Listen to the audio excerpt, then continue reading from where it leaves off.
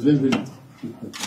Monsieur le Président, j'ai l'honneur de présenter les lettres de rappel de mon prédécesseur, ainsi que les lettres de créance qui m'accréditent auprès de vous, comme ambassadeur de la République française auprès de l'Union des Comores. Merci beaucoup. C'est avec un plaisir et un grand plaisir. Il accepte cette lettre, celle de laquelle il s'explique, celle de votre application. Mon frère Macron vous a envoyé, donc rassurez-vous de notre utilité. Il a accompli cette mission. Merci, Monsieur le Président.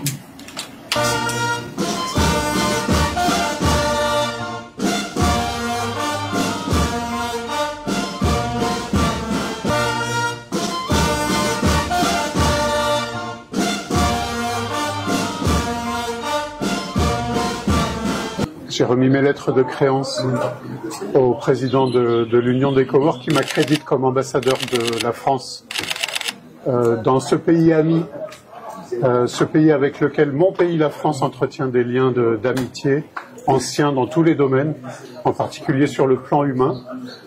Pour moi, c'est un immense honneur, beaucoup d'émotions, mais aussi une grande responsabilité. Et ma mission sera d'entretenir cette amitié, d'entretenir ces liens au bénéfice des deux peuples. Je ne pense pas qu'il y aura des points de crispation. Les relations ont toujours été bonnes et elles le resteront. Nous travaillons ensemble sur beaucoup de dossiers, des dossiers visibles, des dossiers concrets, des dossiers qui sont là pour améliorer la vie quotidienne des Comoriennes et des Comoriens. Et nous allons continuer dans cette voie sans aucune difficulté. En termes d'influence, Russie, Chine, la Chine est omniprésente dans tous les projets, notamment les Jeux des îles par exemple. Ce n'est pas une perte d'influence de la France ici? Je n'ai aucune raison de craindre une perte d'influence de la France, compte tenu de la solidité des liens qui nous lient. Comment était la discussion que vous avez eue avec le chef de l'État? Une relation très fraternelle, très chaleureuse, très amicale. J'étais très honoré d'être accueilli par le chef de l'État et très touché aussi des paroles qu'il a eues envers mon président, le président Emmanuel Macron, qu'il a décrit comme étant son frère. Et quelles sont vos priorités pour renforcer cette relation? Nous sommes dans tous les domaines, la santé, l'éducation, les infrastructures, le business, en s'appuyant sur la diaspora. Vous savez, la diaspora comorienne en France qui est très importante, très vivante, très dynamique. Et ce sera sur ces axes que mon action se développera.